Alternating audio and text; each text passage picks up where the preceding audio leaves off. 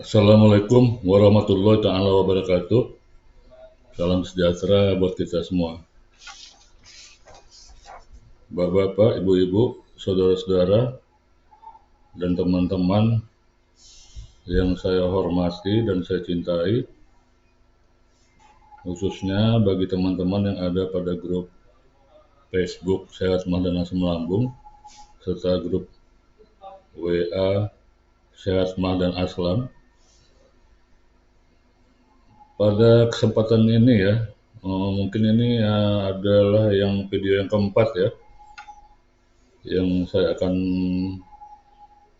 teruskan ya mengenai pengalaman kasus sakit asam lambung dari beberapa teman yang ada di grup gitu ya. Ini ada sebagai pelajaran bagi kita gitu ya, biar kita paham sakitnya bagaimana dan pola penyembuhannya ya. Baiklah ya, kita bacakan satu ya, ini dari Ibu Linca Manalu di Medan ya. Saya kenal dengan Abah dari adik ipar saya, penderita GERD sudah 2 tahun.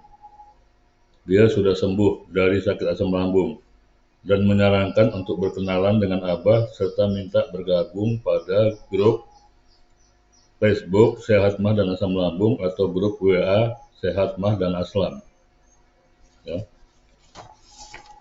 Pada saat itu, saya sudah dirawat selama 2 minggu di rumah sakit. Sensasi yang saya rasakan adalah jantung berdebar kencang dan dada terasa sesak, berat. Ya. Pada saat di rumah sakit itu juga, saya sudah memeriksakan diri pada dokter spesialis jantung, juga ke dokter spesialis paru-paru.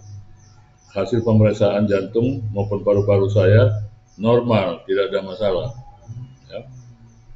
Kemudian sensasi lain yang juga saya rasakan pada saat itu antara lain ya, tenggorokan terasa panas, mulut dan gigi terasa asam, sakit kepala, sesak napas, nyeri di ulu hati, nyeri di bagian dada, tangan dan kaki terasa dingin, lemah dan letih dalam beraktivitas, sering sendawa dan sering buang angin, ya, serta sering merasa stres.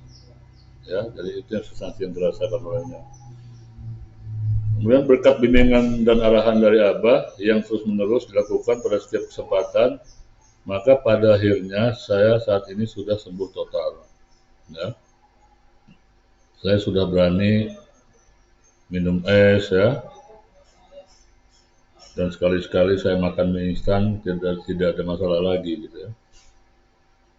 Dan suami saya juga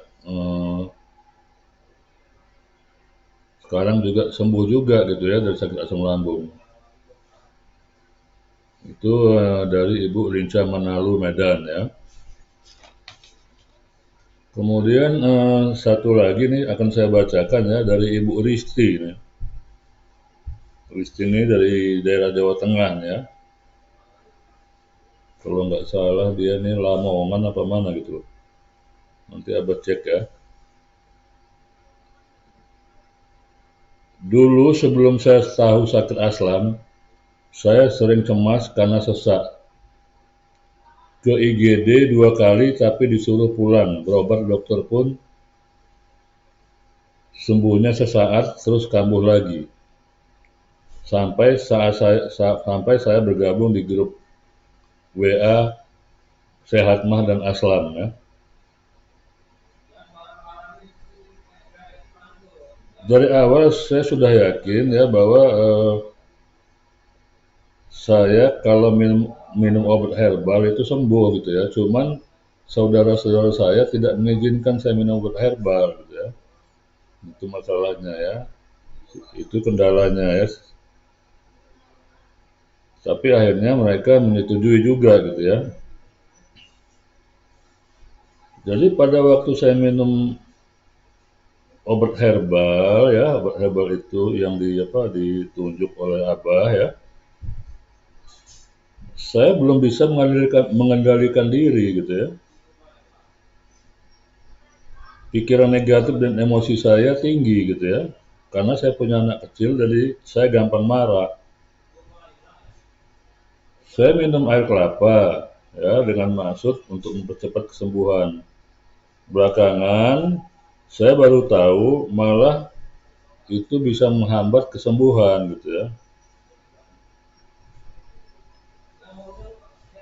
Jadi akhirnya ya setelah saya mendapat bimbingan dan nasihat serta ini ya dari Abah gitu ya. Kemudian saya berusaha bertekad dan berusaha untuk selalu berpikir positif dan nggak emosian lagi gitu ya. Langsung perubahannya cepat sekali gitu. Sesaknya tanpa saya sadari hilang. Pusingnya, kemudian nyerinya entah kabur kemana ya. Jadi maksudnya gini ya, setelah dia merubah pola pikirnya ya, kemudian dia tidak emosi lagi, maka sakit itu langsung hilang sendiri gitu ya. Nah, seperti itu. Makanya saya selalu bilang lawan ketakutan dan kendalikan emosi. Bahagiakanlah diri semua, bahkan bahagiakanlah diri semua itu karena pengalaman pribadi saya, ya. Jadi itu dari Bu Risti ya, jadi bahwasanya kita harus merubah emosi negatif kita menjadi positif gitu ya. Yang tadinya marah-marah jangan lagi marah-marah ya. Jadi mungkin saya ulangi lagi ya dari video yang lalu ya, video saya yang 2-3 hari yang lalu ya. Jadi jalan keluar untuk menuju sembuh itu ada beberapa hal gitu ya. Di sini akan Abah bacakan lagi ya supaya lebih paham gitu ya. Jalan keluar menuju sembuh yang harus kita lakukan adalah ya, yang pertama tuh jangan biarkan emosi negatif ya, seperti marah ya, sedih, takut, frustasi ya, itu bersarang lama pada tubuh atau pikiran kita gitu ya. Jadi harus segera dibuang. Curhatlah kepada seseorang yang dekat dengan Anda, sahabat atau teman yang dipercaya, karena hal ini akan membantu Anda untuk melihat masalah dari sudut pandang yang berbeda, sehingga akan membuka lebih banyak wawasan bagi Anda. Ya. Kemudian melakukan sesuatu yang membuat diri Anda menjadi senang dan bahagia, seperti misalnya jalan-jalan atau rekreasi, memupuk hobi, menanam bunga, berkebun, beternak, pelihara ikan, pelihara burung, memancing ikan dan sebagainya ya. Itu harus kita cari gitu ya, hobi itu supaya kita bisa senang dan bahagia gitu. Kemudian luangkan waktu dengan keluarga, teman, komunitas, tim atau klub yang disukai dan temukan hobi baru.